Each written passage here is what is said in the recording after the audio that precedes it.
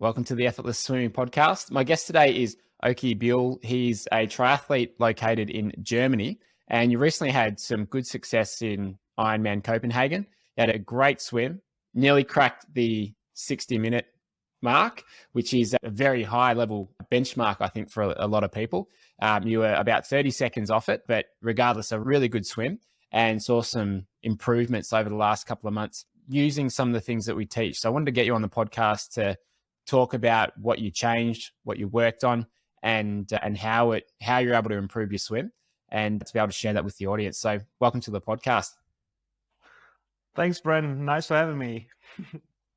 You've been doing triathlon for about 10 years, you said, but you didn't really have a background in triathlon as a junior. What made you start doing triathlons 10 years ago? Well, actually, really, a colleague talked me into it. I was doing every kind of different stuff whole life long. I started swimming as a junior, not on a high level, but I just did it, and then I played some other things. Then I thought I should go into surfing and windsurfing, which wasn't such a really good idea. Like, I'm a really tall guy, like 193 high. I didn't really move like you used to move on a surfboard. So that was when I was a student, and then I did some running and stuff like that.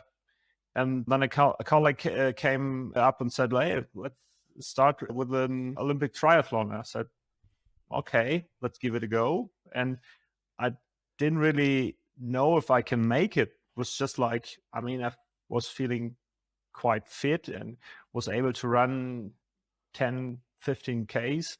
But the combination of three sports in one, I didn't know if I would make it. And so, I tried to train a little bit for that. And then we towed the line, and I was completely blown away because it was so great. And then I looked around in my area for a triathlon club to join some structured training. Yeah, I never looked over my shoulder. And what was your swimming experience before starting triathlon? Did you learn to swim as a child? Yeah. I started swimming like I was, I think, 4 years old, 4 or 5 years, about that. And I was born and raised in a small village, so there wasn't much around. Like, you can play soccer, you can play handball, and you had this swimming club. And then I joined the swimming club as a child, and it wasn't like high level swimming. We didn't go to really big races, but we did go to smaller ones, and that was really fun with going with a group, swimming in a competition. And I did that for till I was about 12, 13 years old. And then I popped out, which is a shame from my nowadays point of view. But yeah, that was basically my swimming background. So I learned all kind of swimming, and it was always normal for me to go for a swim. And 10 years ago, where would you say your swimming was at? What level were you at when you first started doing triathlons? And was it something that came easily for you, or was it something that felt a little bit like hard work in the beginning until you started to get into it and do it more regularly? I think it was on an average level. And when you're talking about triathletes, like it was never a problem for me. It was just like, well, let's go for a swim. And when I thought about swimming 1,500 meters in the Olympic triathlon, was more like, you should practice a little bit long distance swimming, but it was nothing to worry about. So a lot of other triathletes, especially the late starters like me, when they try and learn how to swim, they get pretty stressed, like oh my God, I have to swim such a long. That was not a problem for me, and so it really came kind of easily. Like, I wasn't really fast, but it was not a problem. So the distance was okay, but speed was the thing that you wanted to improve on. And when you first came across our coaching, where were you at with your swimming, which was about 12 months ago, which you mentioned prior to the call? Yeah. Yeah. It was when over the years of doing triathlon, the distances grew longer pretty fast. Like I was interested in the half distance Ironman. I was interested in the Ironman swimming, Ironman distance. I started that about 5 years ago. So when the distances got longer, I try to hit the water like I did before, like 2 to 3 times a week. I kind of leveled out with my speed, and I tried. I worked with a different coach then, and I tried to swim a lot. I tried to swim different kind of training focuses, and nothing really happened. It was just like I came out of water like in an Olympic, like 25 minutes or about 32 minutes in a half Ironman, and it doesn't really matter if I was hitting the water more often or not. So I was kind of, yeah, I tried to figure out what is holding me back for getting faster. And then I found on the Instagram, I found your Effortless Swimming. And I was just like, whoa, maybe that would work. And so I tried it with a catch challenge. Yeah, and it worked out perfectly. Was there anything in particular that you changed or you felt made the difference?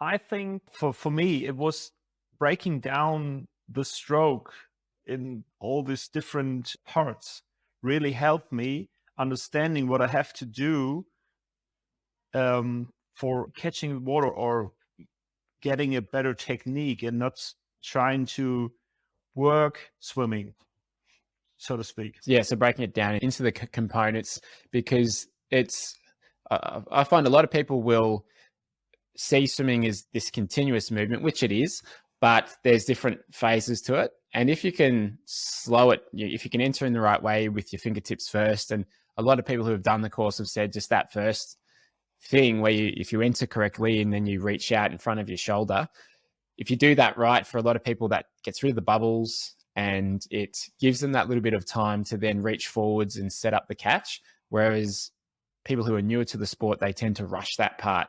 And when you feel like you've got time out the front, you feel like you've got time to rest a little bit as you go on your left side and your right side. And I think can feel like a real breakthrough moment for a lot of people if they're just used to that continuous windmill type movement.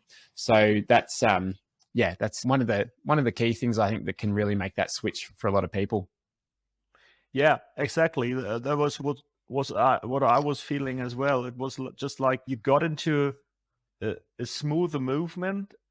It felt so much easier, and you really got into this where you should apply your pressure and not just trying to rush through the water, like you said. That really makes such a difference. That got me so much. Yeah, it felt like getting lighter in the water, getting higher up in the water, and yeah, that felt so good. And I was really stressed a lot of times when I hit the water.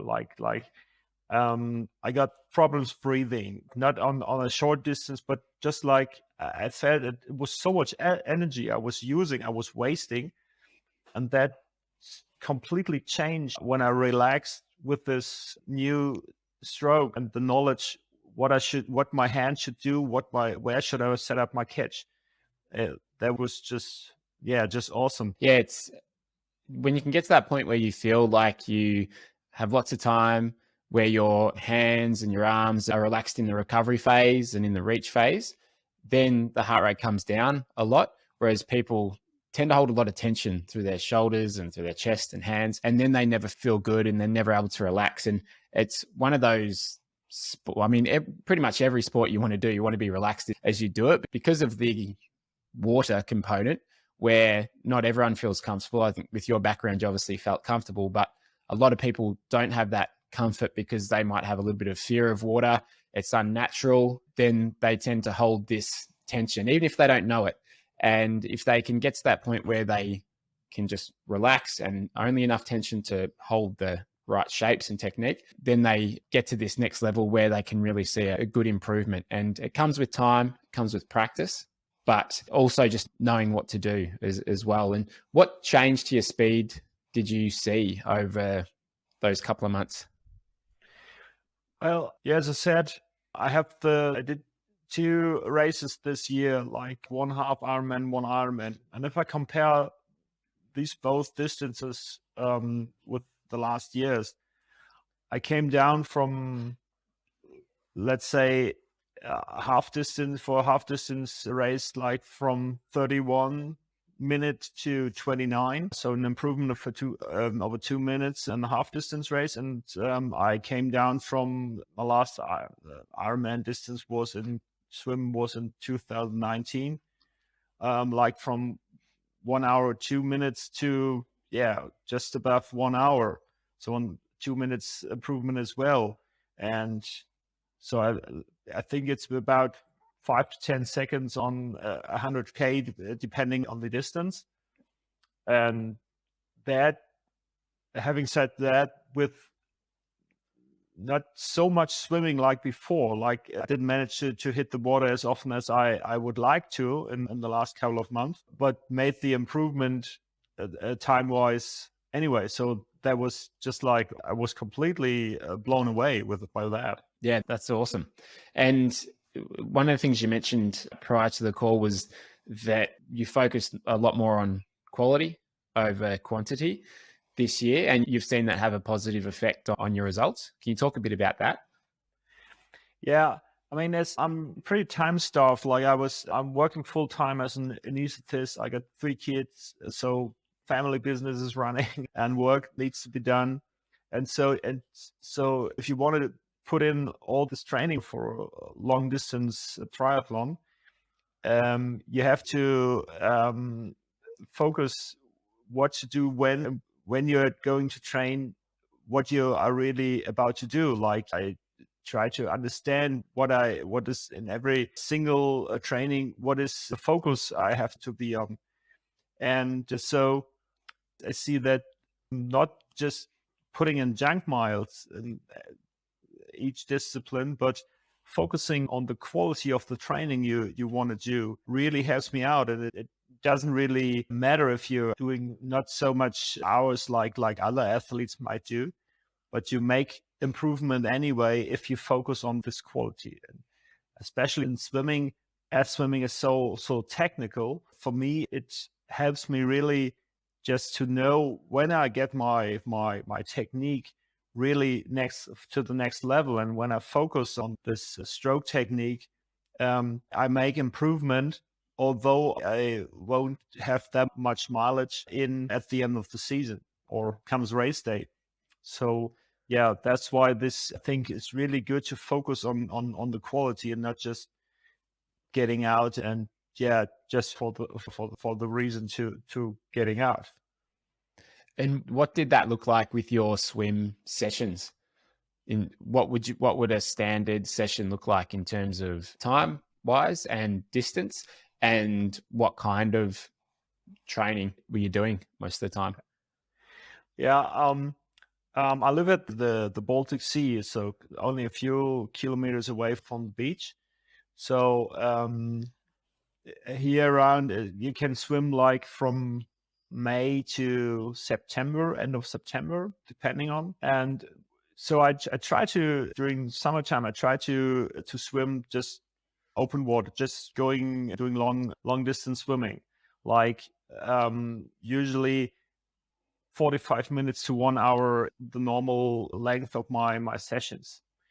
And during winter time, when you can't really do open water swimming here, I hit the pool and I try to. A normal session would be like about an hour. We have some with our triathlon club. We have some pool times in the next city near where I live in Kiel, and so it's usually about an hour. And I'm trying to get in another slightly longer session on the weekend, like about 90 minutes. And distance-wise, I would say it's usually about 3K. Like maybe when you're in the pool and you're doing some tech training, it's about two and a half K. And if you're doing the more distance swimming, maybe it's about 3.5. Yeah, that's my normal sessions.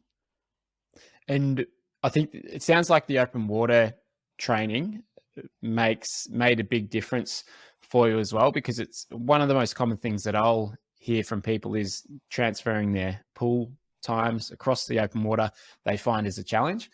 And if you are getting in the open water regularly, you develop this open water rhythm and style that carries on to your racing. And it's something that I don't think enough people do, is open water swimming, especially leading up to a race.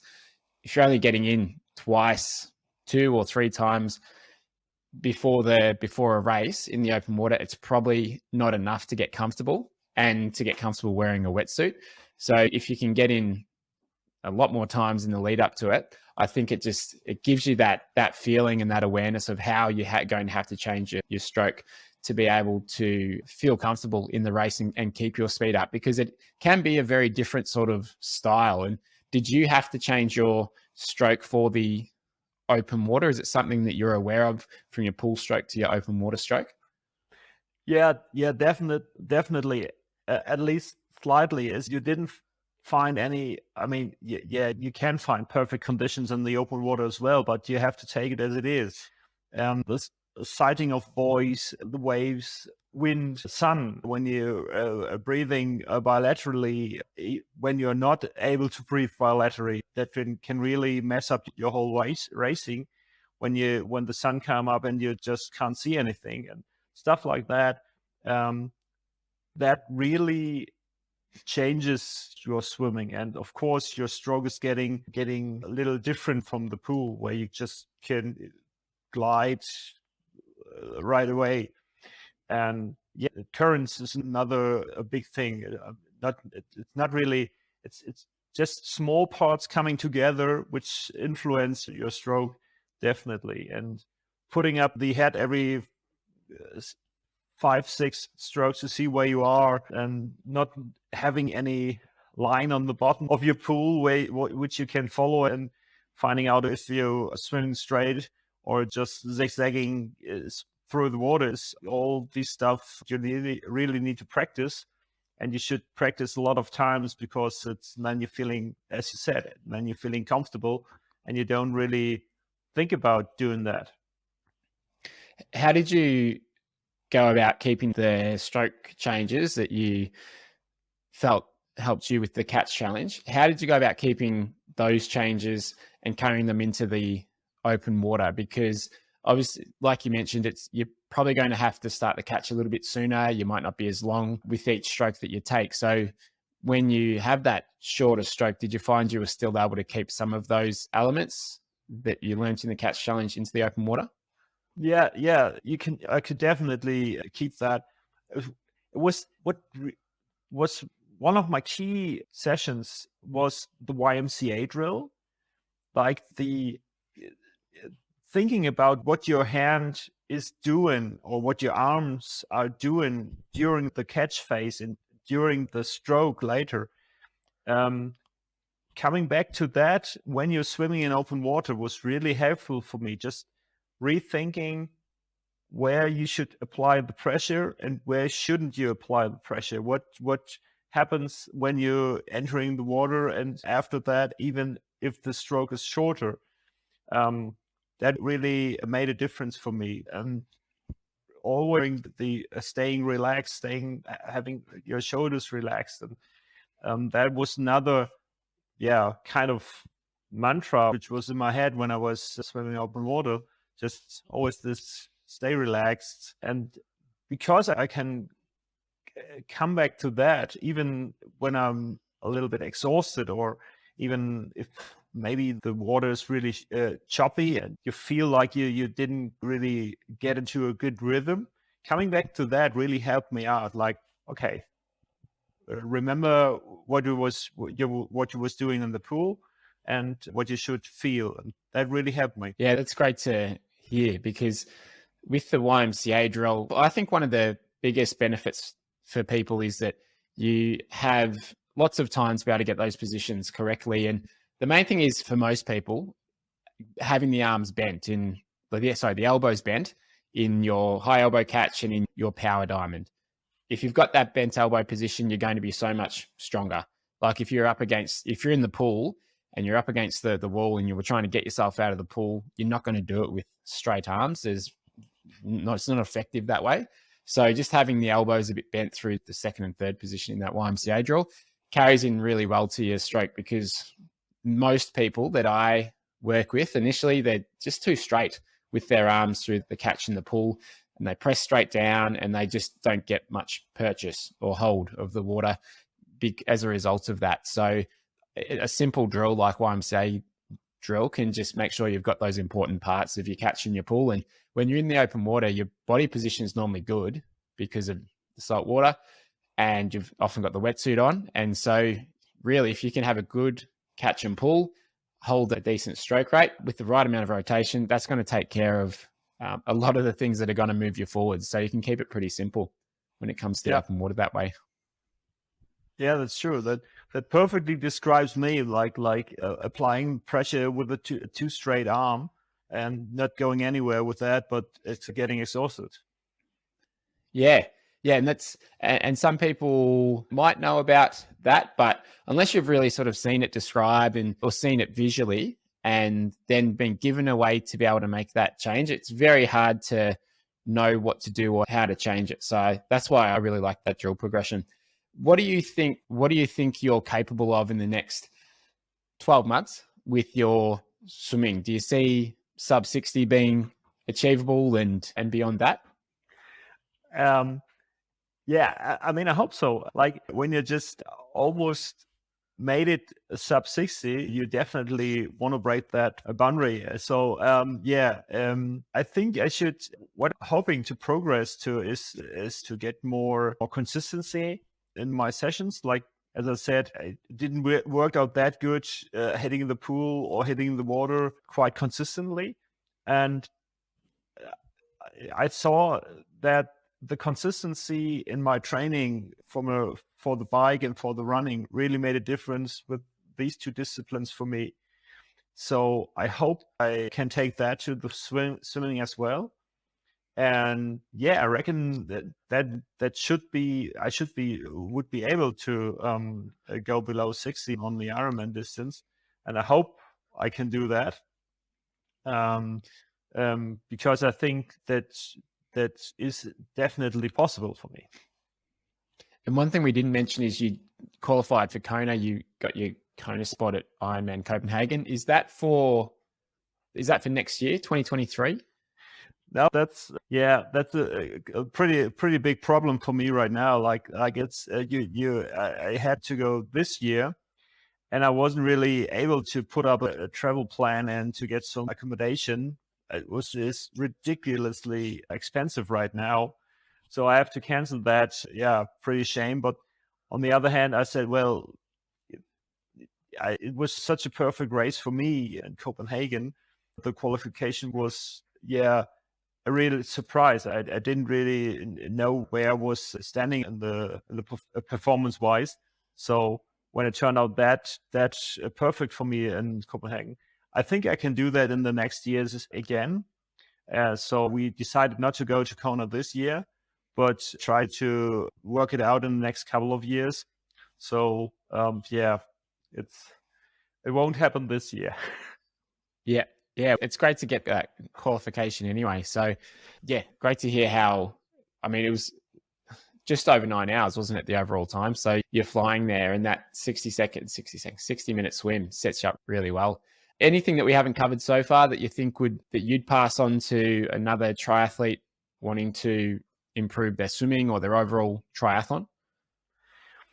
Yeah, maybe two things. One thing, especially about swimming, is relax and focus on your technique, and the rest will really literally follow. Like don't be stressed out in the water if you want to hit certain numbers or certain times. And the other thing for the overall triathlon training, especially as an age group athlete, is just identify your capacity time-wise, and you're make a good schedule for your training session to get the consistency. It's never the one special session you need to do like where you read about all the pros do or everybody is doing. That never really changes anything. It's just like the consistency in your training. Keep going, having your weekly plan where you can do what and stick to that plan no matter what. That is really that would really make a difference, especially in these longer distances. Yeah, and so coming back to that, when you're getting a little bit when you struggle, that is really what you should do. I love it. Two really important things there that can make all the difference. Focus on the technique, relax, and just follow the process. The times will come. And then just that consistency over time is where I've seen so many people get those results, and just being willing to stick with it, because there's not many swimmers who will have this overnight change where things have improved in one session. It often comes with several weeks or sometimes several months of practice and work, and then things tend to click. So having that patience is very important. So, okay, I think it's great for you to be able to share your experience and how you've improved with our listeners. So thanks very much for being on the podcast, and can't wait to see you at Kona sometime in the future when it works out. Yeah, I hope so. And thanks again for having me and giving me the opportunity to talk to you on your podcast.